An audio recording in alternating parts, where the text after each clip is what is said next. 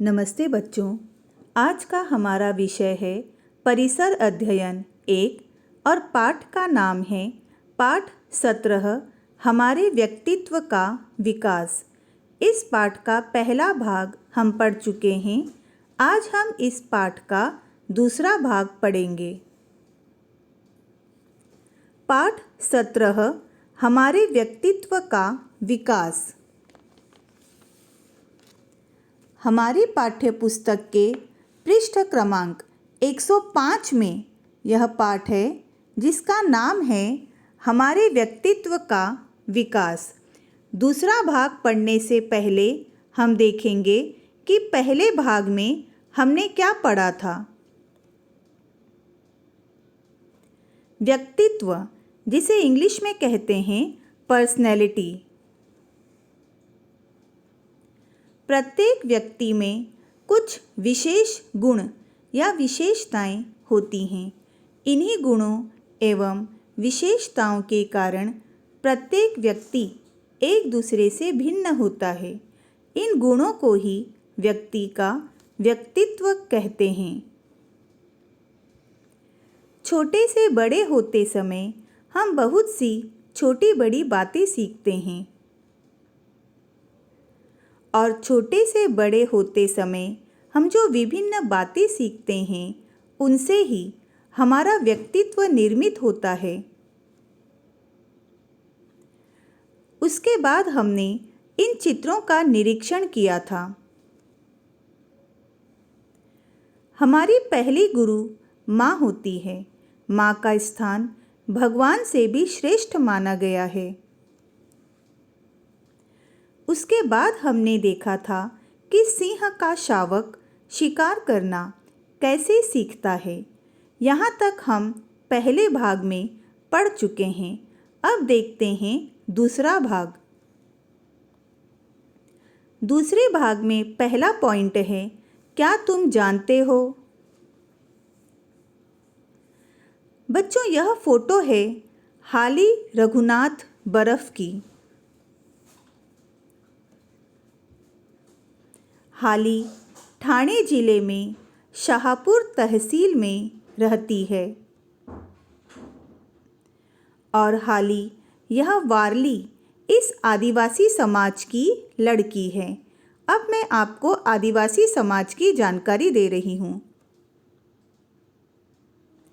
आदिवासियों का जीवन जंगल पर अवलंबित रहता है, यानी ये लोग जंगलों के आसपास रहते हैं।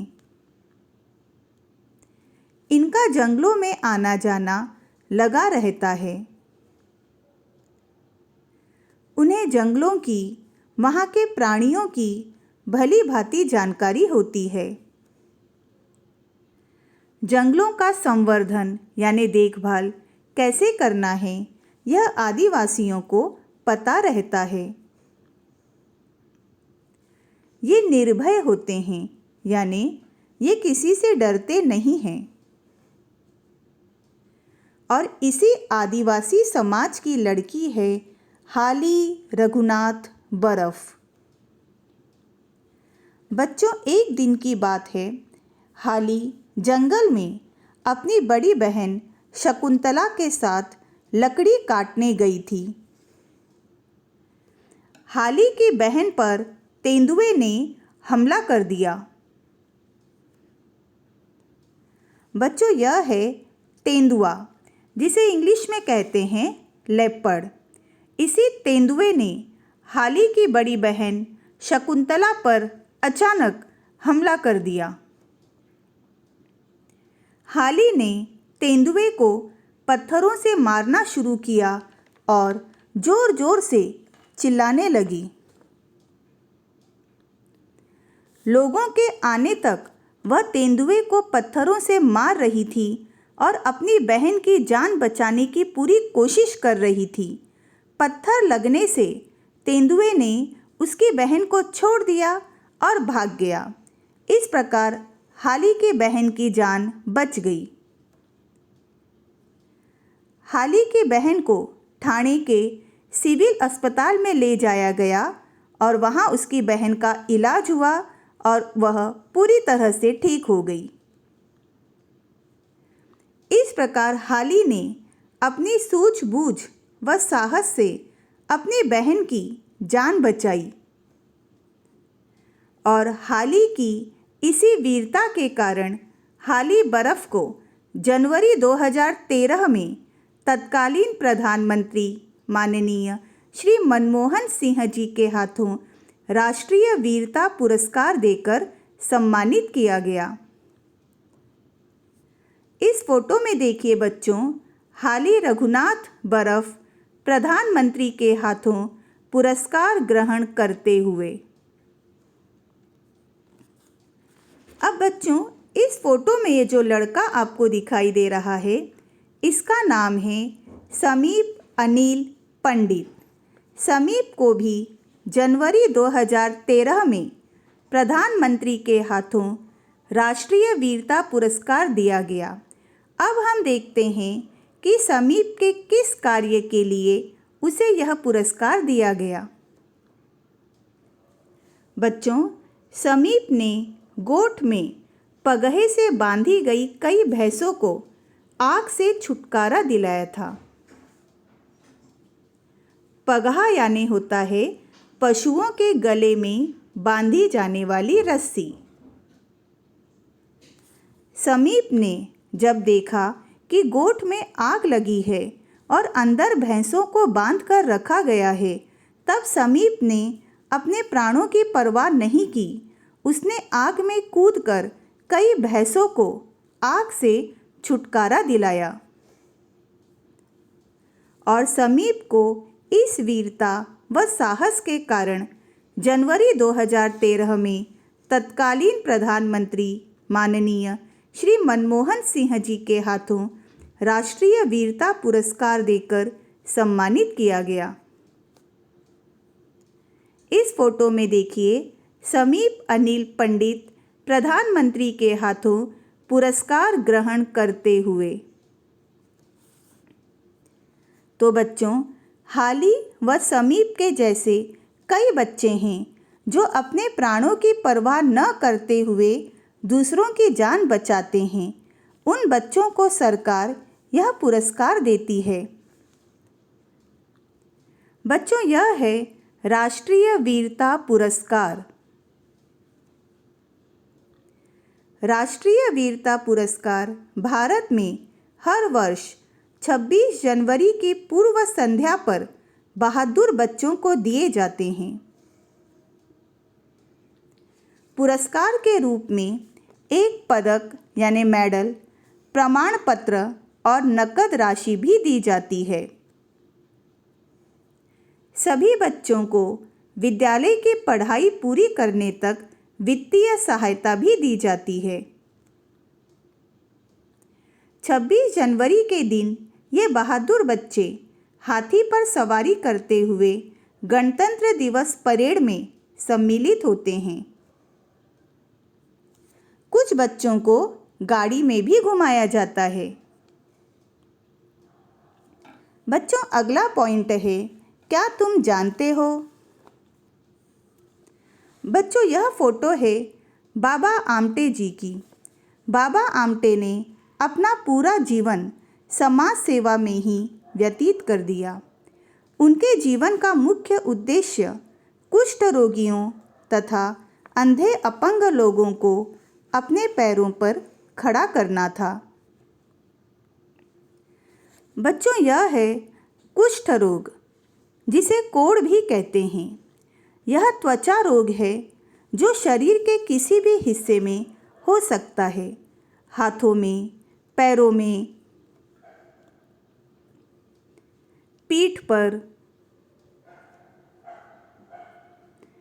गालों पर। यह बीमारी बहुत अधिक संक्रामक नहीं है, लेकिन मरीज के साथ लगातार संपर्क में रहने से संक्रमण हो सकता है। उस समय कुष्ठ रोग को छुआछूत की बीमारी मानकर रोगियों के साथ अच्छा व्यवहार नहीं किया जाता था, परंतु बाबा आमटे ने इन सब की परवाह न करते हुए कुष्ठ रोगियों की सेवा की, उन्हें नया जीवन दिया। बच्चों, ये हैं अंधे व्यक्ति जो देख नहीं सकते, इनकी भी बाबा आमटे ने सेवा की। ये हैं अपंग व्यक्ति। अपंग यानी अपाहिज, शारीरिक रूप से विकलांग व्यक्ति। ऐसे व्यक्ति जिनके हाथ, पैर या शरीर के किसी अंग में विकृति, कमी हो, जिसके कारण वह व्यक्ति काम करने में असमर्थ हो, तो ऐसे लोगों को अपने पैरों पर खड़ा करना बाबा आमटे का उद्देश्य था। अपने पैरों पर खड़ा होना यह एक मुहावरा है जिसका अर्थ है स्वावलंबी होना, अपनी रोजी रोटी खुद कमाना।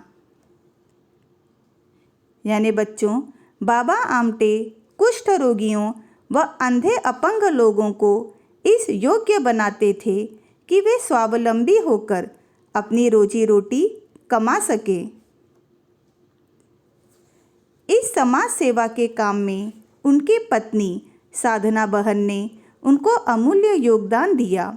इस फोटो में देखिए बाबा आमटे और उनकी पत्नी, जिन्हें लोग साधना बहन कहते थे। बाबा आमटे ने कुष्ठ रोगियों व ज़रूरतमंद लोगों के लिए अनेक आश्रमों की स्थापना की, जिनमें महाराष्ट्र में स्थित आनंद वन आश्रम का नाम प्रसिद्ध है। आनंद वन की स्थापना बाबा आमटे व उनकी पत्नी साधना बहन ने की थी।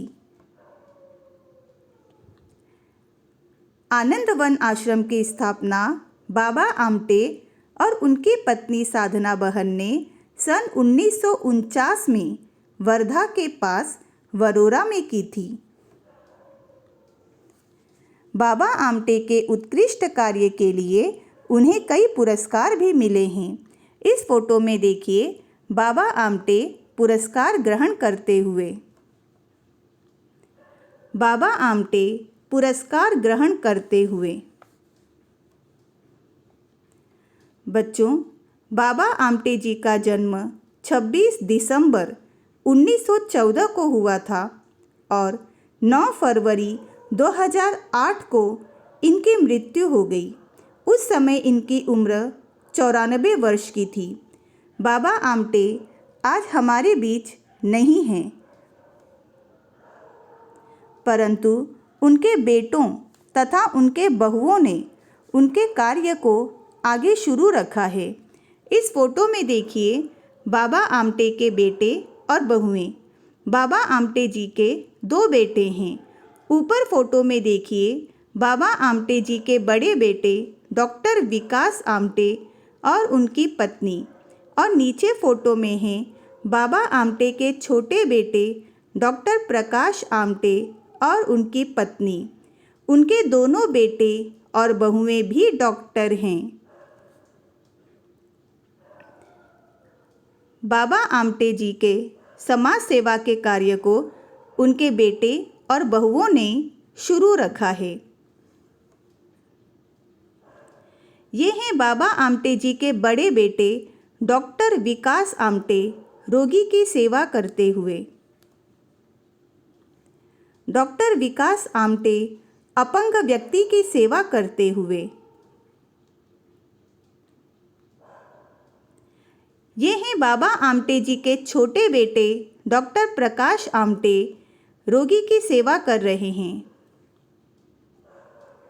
डॉक्टर प्रकाश आमटे रोगियों की सेवा करते हुए। तो देखा बच्चों, बाबा आमटे जी के दोनों बेटे और बहुएं समाज सेवा का कार्य कर रही हैं व उनके कार्य को उन्होंने आगे जारी रखा है। बच्चों, अब तो बाबा आमटे जी की तीसरी पीढ़ी ने भी इस कार्य में अपना योगदान देना प्रारंभ कर दिया है। ये है बाबा आमटे जी का परिवार। तो बच्चों, माता पिता, दादी दादा इन लोगों का अनुकरण करते हुए समाज सेवा का कार्य सतत चलाते रहने का यह अत्यंत प्रेरणादायी उदाहरण है। बच्चों, दूसरे भाग में हम यहीं तक देखते हैं। धन्यवाद।